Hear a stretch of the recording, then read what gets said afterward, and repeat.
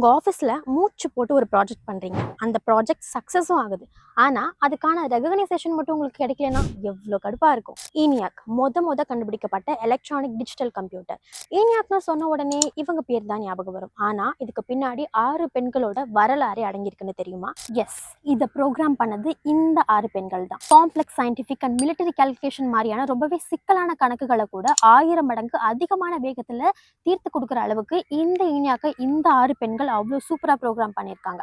அப்ப நினைச்சு பாருங்க அவங்க 6 பேர் எவ்வளவு நாலேஜபிளா இருந்திருப்பாங்க அப்படின்னு. இவங்க 6 பேரையும் ஹியூமன் கால்குலேட்டர் அப்படின்னு சொல்லி சொன்னாங்க. இவங்க 6 பேரும் US ஆர்மில ஒர்க் பண்றாங்க. லேட்டர் ENIAC ப்ரோக்ராம் பண்றதுக்காகவே இந்த 6 பேரையும் நியமிக்கிறாங்க.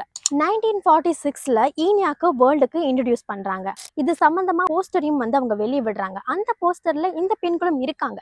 ஆனா அவங்களெல்லாம் பார்த்தா ப்ரோக்ராம் பண்ணவங்க அப்படின்னும் பில்ட் பண்ணவங்க அப்படின்னும் யாரும் நினைக்கல.